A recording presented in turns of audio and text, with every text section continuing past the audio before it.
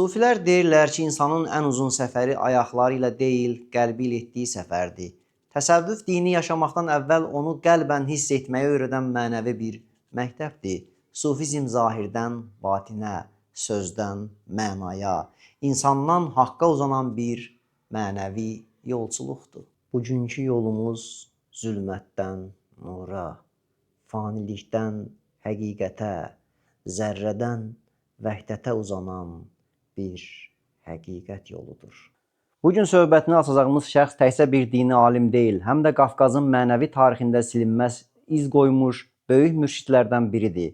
Kürdəmir torpağında dünyaya göz açan İsmail Siracəddin Şirvani elm, irfan və mənəviyyat yolu ilə minlərlə insanın qəlbinə işıq salıb. Onun adı Nəqşibəndilik məktəbi, Qafqazın mənəvi oyanışı və azadlıq ruhu ilə yanaşı çəkilir. Bu gün də tarixçilər, ilahiyyatçılar və tədqiqatçılar onun fəaliyyətini sadəcə dini xidmət kimi deyil, bütöv bir dövrün düşüncə və müqavimət məktəbi kimi dəyərləndirirlər. Görəsən, Kürdəmirdən başlayıb bütün Qafqaza yayılan bu mənəvi yolun sirri nədə idi? İsmail Siracəddin Şirvani öz dövrünün insanlarına hansı mesajları verdi və onun irsi bugün bizə nə söyləyir? Bu suallara birlikdə cavab axtaracağıq. Bu yer Mahmud Baba kimi adlanan İsmail Siracəddinin müridlərindən biri olmuş, hətta burada mürşid kimi fəaliyyət göstərən biri olmuş və onun dövrünə təsadüf edən bir məsciddir. Bu haqda bu yerin sakinləri kimi və o nəslin şəcərəsinin davamçısı kimi nə deyə bilərsiniz? Vasif müəllim haqqında məlumat verəcək. Bizim aldığımız məlumat, eşitdiyimiz məlumat bundan ibarətdir ki, bəli, bura Hacı Mahmud Babanın tikdirdiyi məscid olub. Sovet hökuməti bərqərar olandan sonra bu torpaqlarda bu məscidi sökmək istəmişdir. Bəli. Amma bura həm ziyarətgah, həm mədrəsə, həm məscid kimi istifadə olduğuna görə, deyək ki, o vaxtı ki, quruluşun bəzi insanları Bəli. müəyyən qorxu hissi keçirdilər. Çünki həqiqətən də bu ocağın böyük dini və insani nöqteyi nəzərdən insanlara böyük inanc mənbəyi kimi fəaliyyət göstərib həmin bu ocaq. Və sonradan İbrahim Baba, yəni Hacı Mahmud Babanın övladı, bəli, bu məscidi qoruyub saxlamış. Ondan sonra öz oğlu Mustafa Babaya ötürmüş. Mustafa Baba Sovet dövründə hardasa 1960-70-ci illər ərzində burada müəyyən təmir işləri aparıb. Bayaq da biz baxdıq, bəli, 1883-cü ildə bu məscidin tikintisi olub. Əhməd adında usta tikilib. Görürsünüz ki, necə bizim dillə desək, atmalar burada var. Necə gözəl konfigurasiya ilə işlənilib. Burada bir əlavə edeyim ki, yəni Fariz müəllim də təsdiqləyər, Şirvan zonasında yeganə məscid çiy kərpicdən tikilib və bugünə qədər gəlib çıxıb. Bəli. Və bunun qorunub bu günə qədər çatdırılmasında böyük rol, bəli, İbrahim Babanın adını daşıyan, o bizim dildə deyirik ki, torpaq sahəni Allah təala ömrü versin. Amin. Onun nəticəsi Hacı İbrahim buranı götürdü ki, mən təmir etdirəcəyəm, sağ olsun. Yəni, bugünkü gördüyünüz bu gözəl çox böyük işlər görülüb, bəli. Bəli, ərsəyə gətirib, çıxarıb. O görə Hacı, sizə bütün kənd insanları adından minnətdarlığımızı bildiririk. Və bu məscid insanların istifadəsinə verilir və öz inanclarını, öz namazlarını öz dualarını burada digər icabətgahlar da hazırlanıb.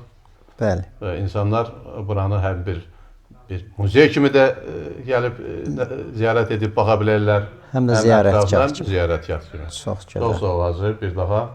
İnşallah indi müəyyən elə çöldə işlərlər var, onları davam etdirəcək. Tarixi mədəni bir irsin bu günə qədər qorunub çatdırılmasında böyük rolunuz olub və nəinki bu yerli cəmaata öz xeyirxah əməlinizi göstərmisiniz, həm də Azərbaycan tarixinə bir töhfə bəxş etmisiniz. Bununla bağlı siz nə deyə bilərsiniz? Mən deməli Yenikənd kəndində doğulub, qaya başa çatmışam, 2 nömrəli orta məktəbdə oxumuşam.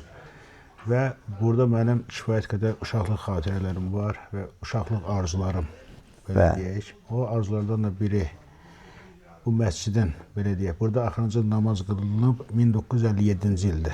Rəhmətli Mustafa Baba tərəfindən 70-ci illərdə təmir olunmuşdu. Bəli. Amma ondan sonra baxımsız hala gəlmişdi.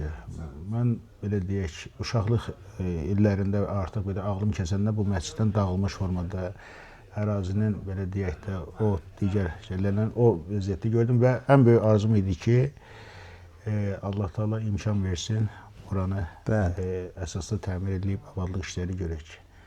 Və o da 2024-cü il, qurban olma Allaha, yəni Allah tərəfindən imkan verildi. Biz sadəcə vasitəçi olduq. Vasitəçi olduq və buranı təmir etdik. Eyni zamanda buranın sənədləşmə işi ilə bağlı Mehriban xanıma da müraciət ünvanladım, öz adımdan, dini qurumlarda müraciət ünvanladım və buranın tarixi abidə kimi qeydət alınması üçün də digər qurumlara müraciət ünvanladım. Sağ olsun, birinci xanımız Mehriban xanım dərhal göstəriş verdi, digər qurumlara göstəriş verdi, məktublar ünvanlandı. Artıq sənədləşmə, belə deyək, yekunlaşma üzərindədir. Hələ ki, bura, belə deyək, məscid kimi fəaliyyət göstərmir.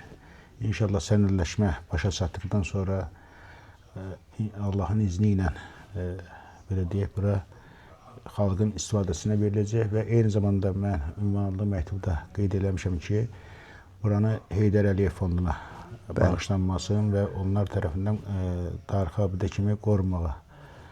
İnşallah indi o arzumuza da çatarıq. Allah cənab prezidentimizin, birinci xanımızın canını sağ eləsin.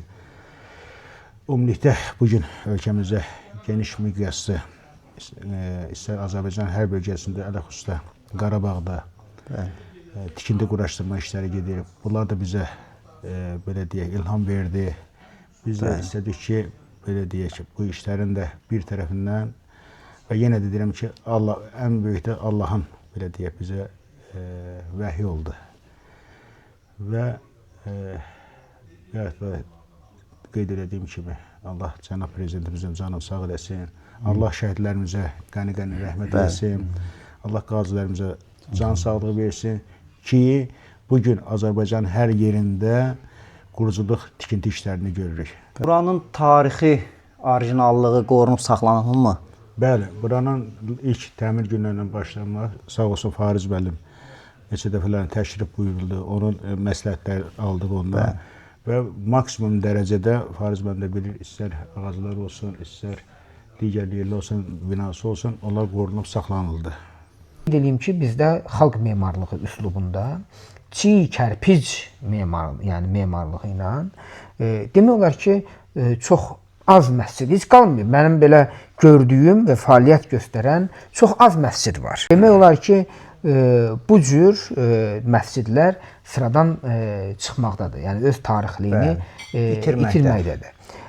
Amma bu məscid doğrudan da çox dayanıqlı şəkildə qalmış və möhkəm tikilmiş.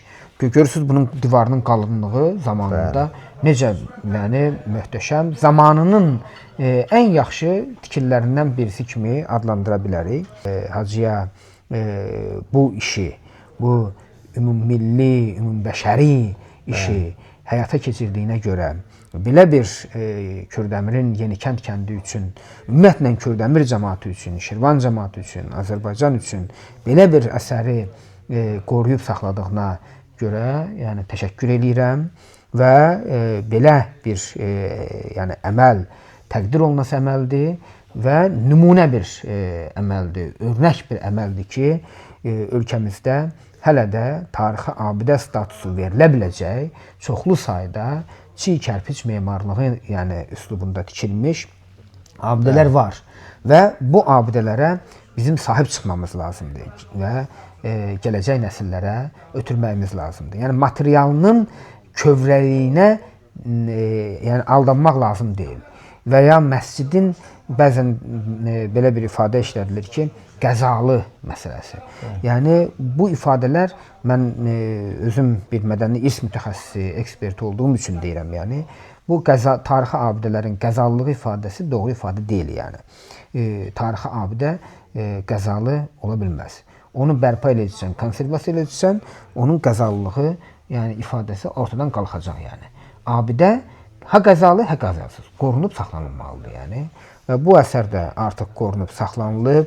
Necə mən buradakı onun o deməli bu tavanının möhtəşəmliyinə baxıram. Biz neçə yerdə onun yazıları var, tarix yazılıb üzərində, ərəb əlifbasından ustasının adı var yəni. Bu mənada məsciddə deməli zamanında çox tanınmış insanlar, yəni bu nəsildən olan övliya insanlar fəaliyyət göstəriblər. İslam dininin Sovet dövründə belə canlı qalması üçün, yəni Çar Rusiyası və deməli Sovet dövründə canlı qalması üçün o insanlar hər şeyə rəğmən çalışıblar. Bu gün müstəqillik dövründə belə bir əsərin yəni ortaya çıxması çox təqdirə layiqdir. Mən təşəkkür edirəm. Həqiqətən təqdirə layiqdir.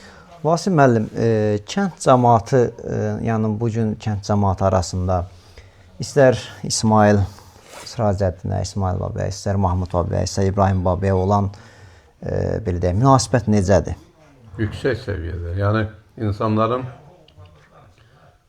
Sovet dövründə inancın əlindən ala bilmədi. Doğru. Qeyd elədim. Bəli. Yəni həqiqətən də o vaxt ki, indi bilirdik də Sovet dövründə müəyyən o insanların dinə, məscidlərə, desə məscidlər sökülüb. Elə idi. Yəni biz oxuduğumuz məktəbin qarşısında bir məscid var idi Qazılıq kəndində. Sökülüb dağıtılmışdı hamısı. Yəni bura ideologiya qadağan eləyirdi. Babaların özlərinin şəxsi nüfuzu və buranın ocaq olması sayəsində qorunub saxlanmışdı. Yəni heç kim toxuna bilmir. Hətta Sovet rejimi belə toxuna bilmir. Yəni o insanların qəlbində Allah xofu olub. Əlbəttə. Ki, bəli, bura Allahın buyurduğu məkandır. Bəli. Yəni və ocaq kimi də fəaliyyət göstərir. Yəni insanlar gəlib buradan şəfa tapıblar. Müəllim, müridlərlə bağlı bildiyimiz kimi şeyxin, yəni Mövlanənin müridləri digər yaxın kəndlərdə, hətta yaxın rayonlardan da olub. Məsələn, Şilyanda Sofuculu olub. Onunla bağlı nə deyə bilərsiniz? Müridlərdən olubmu o da, yoxsa? Ümumiyyətlə, mən bir şey qeyd edeyim ki, yəni Kürdəmirin ərazisindəki bir çox tarixi abidələr elə bu ocağın adı ilə bağlıdır. Mən bu müridlər məsələsinə keçmədən öncə qeyd eləmək istəyirəm ki, elə Şahsevən kəndi ki var, oradakı Ağ Günbəz, haradakı Hacı Mahmud yəni baba dəfn olunub və orada ətrafında, içərisində yenə də yəni onun nəslindən olan övliya şəxslər dəfn olunublar, insanların ziyarət yerinə çevriliblər və ətrafda da yəni bir çox yerlərdə deməli tarixi abidə hesab olunan əksər deməli bu mədəni irs abidələri bu nəslin adı ilə bağlıdır. Yəni bu Mürid İnstitutu indiyə qədər davam edib. Və Sofu Gülü kimi deməli insanlar bu ocağa bağlı olublar. Amma bir məsələ var ki, yəni bütün bu nəslə xidmət edən, bu ocağa bağlı olan insanlar, mürid insanlar, yəni bilirsiniz necədir, bu təsəvvüfdə mərhələlər var da, yəni nəfsin mərhələləri var, nə bilim qəlbin mərhələləri var, ruhun mərhələləri var. Bütün bu mərhələlərin hamısını keçdikdən sonra deməli onlara icazənamə deyilən bir sənəd verilirdi. Kamillik dərəcəsinə yüksəldikdən sonra mən. Yəni şeyx müşahidə eləyir və nəticədə yəni ona müstəqil fəaliyyət göstərmək deməli üçün icazə verirdi. Mövlana İsmail Siracəddin Şirvaninin bu bölgədə yəni icazə verdiyi şəxslərdən birisi elə Hacı Mahmud babadır. O Dəli Mahmudun ifadəsi də elə onun bir növ möhrüdür yəni. Qeyd edeyim ki, amma başqa bizim tanınmış şəxslər də İsmail Şirvaninin müridləri olublar. Məsələn, Ağdaşdan Xas Məhəmməd Şirvani bütün Dağıstana, Şimali Qafqaza, yəni İsmail Şirvani məktəbini daşıyan adamdır yəni. Daha sonra Ağsunun Küllülü kəndində Hacı Əhməd Əfəndi sürgün olunub Tambova, bax o xəlifə statusu almış şəxslərdən birisidir. Sonra İsmail bəy Qutqaşınının qardaşı Yəhya bəy Qutqaşini Əl-Məkki, o da yəni İsmail Şirvanidən icazə almış, yəni şəxslərdən birisidir. Onun da yolu çox geniş davam edib və deməli Qarabağdan, Laçının Cicimli kəndindən deməli Mir Həmzə Seyid Nigari deməli bu yolun əsas davamçılarından, özü də şair olan, sufi şair olan, əsər yazan birisidir yəni.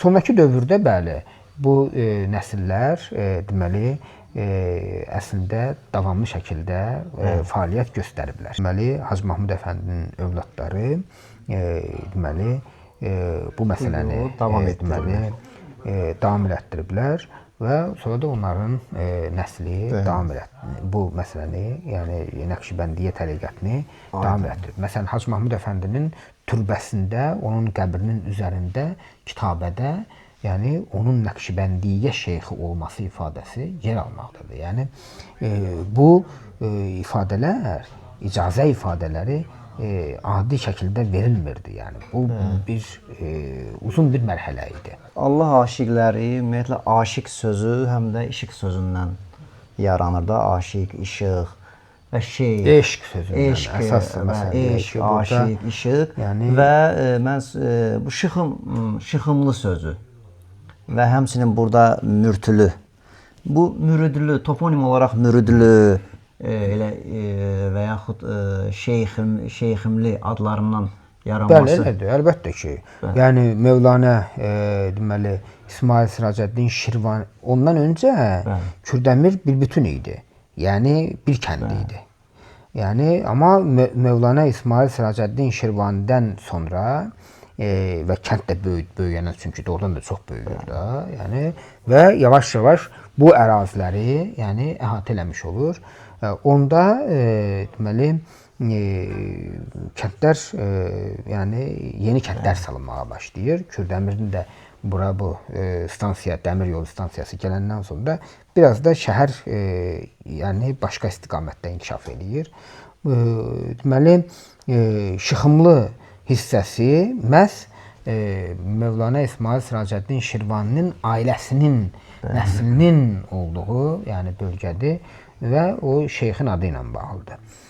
Mürtülü ifadəsi də qeyd etdiyiniz kimi müridlər ifadəsi ilə bağlıdır və doğrudan da yenə də şeyxin müridləri mənasında, yəni bu Mürtülü qəbirstanlığında da yəni çoxlu sayda qəbir daşları var ki, çox möhtəşəm bizim daş salnamələrimiz olan, onlar da deməli həmin Mürid Mürşid İnstitutunu göstərən yazılı sənədlərdir yəni. Vasim müəllim, siz uşaqlıqda necə xatırlayırsınız? Yəni bu insanların bura ziyarətini və yaxud atalarınızdan, babalarınızdan bu haqda nələr eşitmisiniz? Atalarımızdan, babalarımızdan, rəhmətliklərdən həqiqətən Allah rəhmət eləsin. Qeyd etdiyimiz kimi ziyarət məkanı kimi Bəli. olduğunu eşitmişəm və bura şəfa tapmaq üçün insanlar müraciət eləyən kimi eşitmişəm. Yəni bir ocaq kimi. Yəni Sovet dövründə məscid fəaliyyəti yox idi. Amma insanlar gizlin olaraq, bəli, gəlirlərdi, müraciət edirlərdi. Doğru. Babalara ki, onlardan o Bəli. Allahın kəlamlarını eşidib şəfalarını tapsınlar. Şeyx Şamil hərəkatının, yəni tarixdə Şeyx Şamil kimi tanınan, sizin dediyiniz kimi İmam Şamilin Dağıstandakı hərəkatının məhz buru ilə bağlılığı, Siracəddin İsmail belə deyək, fəlsəfəsi ilə bağlılığı, onun nə idi? Deməli, bilirsiniz ki, Dağıstanda bir Yaraq adlanan bir kənd var, yəni. Orada bir mədrəsə, yəni əslində bir kollec tipi, universitet tipi bir deməli təhsil müəssisəsi vardı və bu təhsil müəssisəsində Azərbaycanın, yəni bu bölgələrindən də bəzi şəxslər fəaliyyət göstərirdilər. Ağdaşdan Xas Məhəmməd Şirvani adında bir deməli gənc Yaraq mədrəsəsində deməli dərs alırdı. Molla Məhəmməd Yaraqlı oranın rəhbəri idi.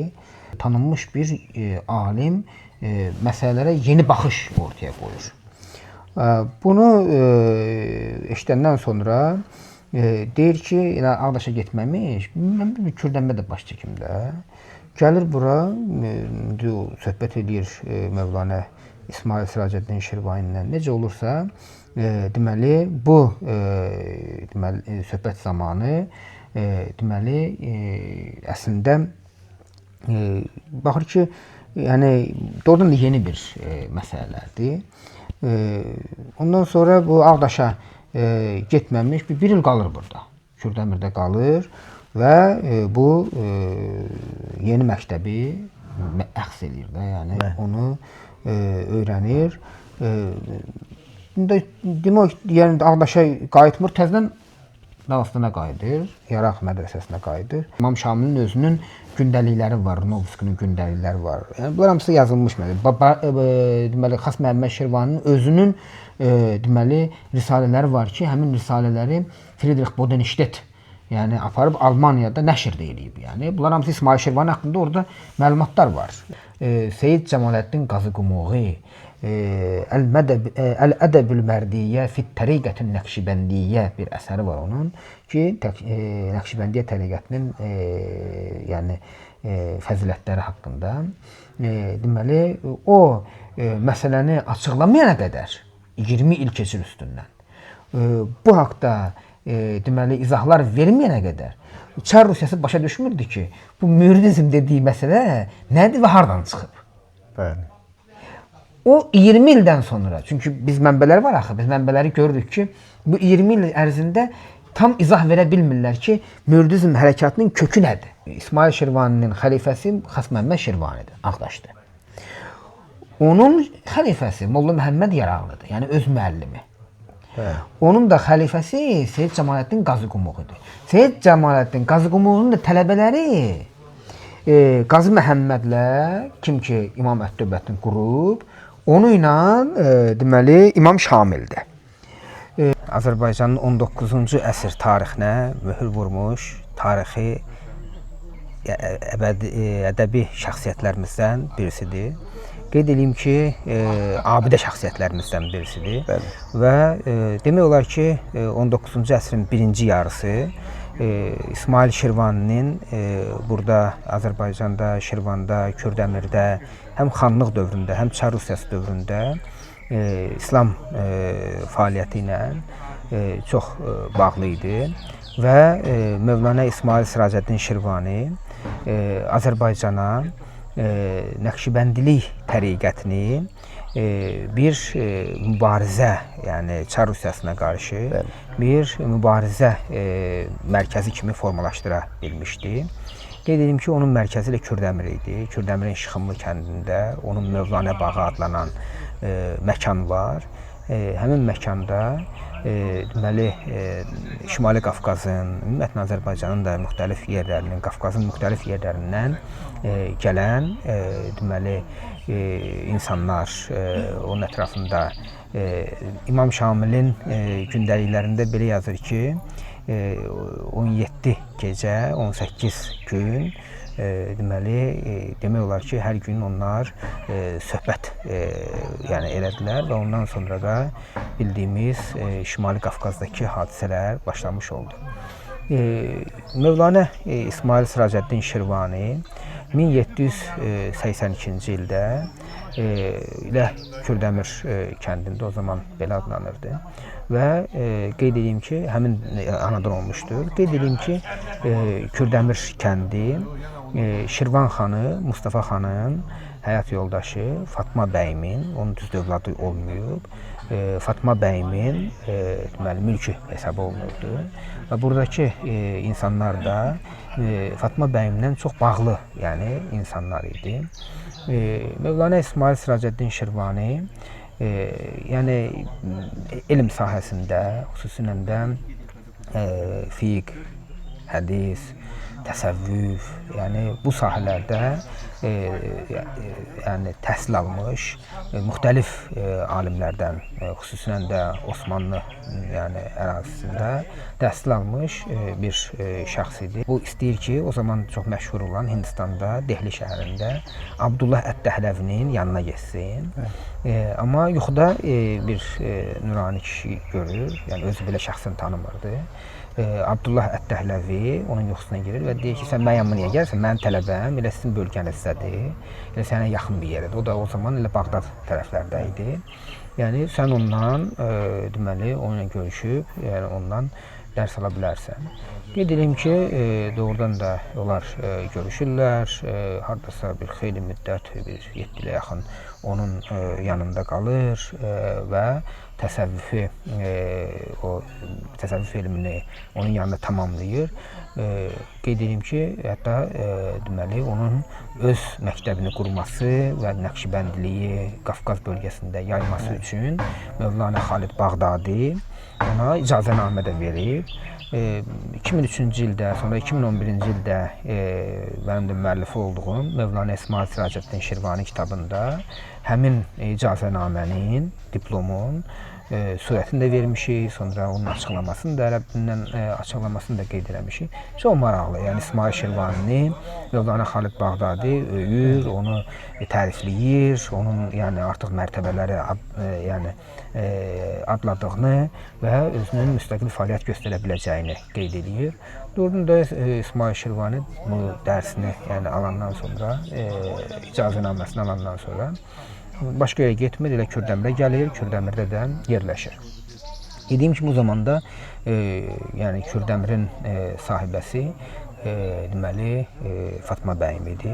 Özü Şəki xanı, Hüseyn xan Müştaqın şair, atası da şair, özü də şairə idi, şeir yazırdı. Yəni deməli onun da razılığı ilə bu kənddə fəaliyyətə başlayır. Qeyd edeyim ki, Fatma bəyim özü də İsmail Şirvaninin deməli müridi olub və qadınların da yəni İsmail Şirvani ətrafında cəmlənməsi üçün özü də yəni fəaliyyət. Hətta şeirlərində ona şeir də həsr edib. İsmail payinə üzünü sürtər. Yəni İsmailin getdiyi yola yəni üzünü sürtər deyə, yəni belə bir başlayan, yəni bəndlə başlayan, misra ilə başlayan bir deməli şeiri də var. Əzidə xanım Cəfərzadə şairə qadınlar kitabında o şeiri, onun o şeirini verib yəni. Və sonunda ki 1825-ci ildə yəni Mustafa xan da İrana gedəndən sonra və burada da bölgədə deməli vəziyyət çox qarışır, komendantlıq üsulları yaranır Yəni dediyim kimi bu Dağıstandakı hərəkat da başlayır. Ondan sonra vəziyyət araşdıranda, yəni bir şeyləri öyrənməyə çalışanda baxırlar ki, hardan bütün yollar Kürdəmirə gəlir də. Yəni təxminən belə bir yəni məsələ var. Ona görə də və qeyd edim ki, o zaman artıq Fatma bəndə də vəfat eləmişdi 1825-ci ildə. Yəni belə məsləhət olur ki, o vaxt Şirvan komendantı Mədətov, general Mədətov xəbər göndərir ki, bəs ərazini tərk eləsin, yəni Şirvanı tərk eləsin, məsləhəti tərk eləsin. Yəni burada özünü həbs eləmək, özünü məsələn deyək ki, ona qarşı bir fiziki fəaliyyət göstərmək, yəni dən çəkinirlər. Yəni Çar Rusiya sərhədlərini tərk eləsin.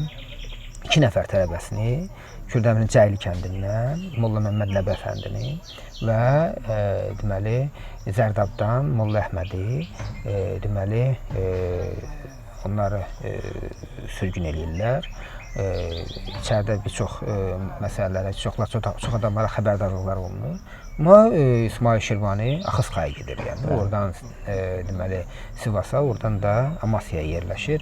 Məlum olduğu kimi Amasyada 1848-ci ildə vəfat eləyir. Onun indiyə qədər deməli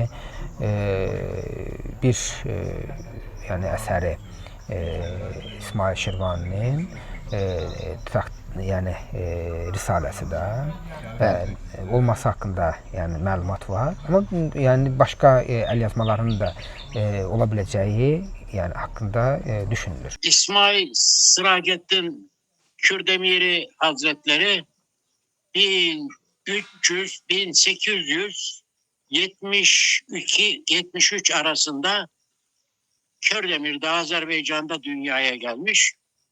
Orada bu Bey sülalesinden olduğu halde tasavvufa meyletmiş. Ben Nakşibendi tarikatını öğreneceğim, tasavvufu öğreneceğim diye efendime söyleyeyim. Nakşibendi şeyhi demişler ki boşuna yola gidiyorsun. O adam öldü. Onun yerinde kim var? Ahmet Dehlevi. O da öldü. Onun yerinde kim var? Onun yerinde Halid-i Bağdadi var. Bağdat'ta diyorlar. Bunun üzerine yolu değiştiriyor. Bağdat'a gidiyor. Şimdi tasavvuf dediğimiz şey aslında İslam'da zühd ve aslında zühd kelimesi, yani doğrudan doğruya kişinin dünyadan vazgeçmesi, bir de takva denilen Allah'a adını zikretme meselesi üzerine kuruludur. Bununla yani daha fazla Allah'a erişme İslam'ın böyle bir kanadı olarak gelişmiştir. Bunun içerisinde Nakşibendi'nin önemli yeri var. Mevlana Hazretleri oraya Bağdat'a vardığında Mevlana Halit geldin mi İsmail diyor. Yani hiç adını kendini takdim etmeden sen diyor ahırlarda çalışmaya başla diyor.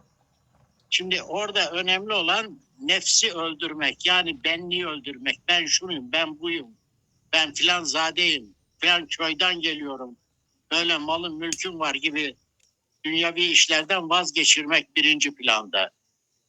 Sadece bu değil, yalnız Mevlana İsmail daha önce Arapça, Farsça, hendese, efendime söyleyeyim tarih bilgisi sahibi olarak bir medrese mezunu olarak gidiyor oraya. Orada nefsini öldürme meselesi üzerinde duruyor Mevlana Halit. Ahıra veriyor. Ahıra da her gün yüzlerce Kürt beyleri atlarıyla geliyorlar. Ahıra bağlıyorlar. Atlar orada kalıyor. Bu atların altını kürüyor filan. Bir gün geçti gün, sonra kendi kendine diyor ki Şirvan'ın şahı olasın, gelesin burada Kürtlerin atını kürüyesin diyor. Bu Mevlana Halit'e malum oluyor. Mevlana Halit bunu çağırıyor, git diyor, tuvaletleri temizle diyor. Dedem anlattıydı. Bir ay geçtikten sonra sakalımla tuvaleti temizleme geldi. Tuvaletlerden gül kokuları çıkmaya başladı diyor. Bunun üzerine tamam sen oldun diyorlar. Şimdi İslam'da şimdi şu anda tasavvuf suçuyum diye şeyh diye çıkanlar Bir sürü gezerler. Etrafına başlarına sarık sarıyorlar. Yeşil, kırmızı, mavi bir şeyler sarıyorlar. Ama İslam'da şeyh olabilmek için Nakşibendi'de demin söylediğim gibi tarih bileceksin, hendese bileceksin, feraiz hesapları var onu bileceksin, hadis bileceksin, kelam dedikleri Kur'an-ı Kerim'i bileceksin, Arapça bileceksin, Farsça bileceksin. Bir de hay mekan dedikleri iki mekanda birden görünme diye bir hikaye vardır, onu becereceksin.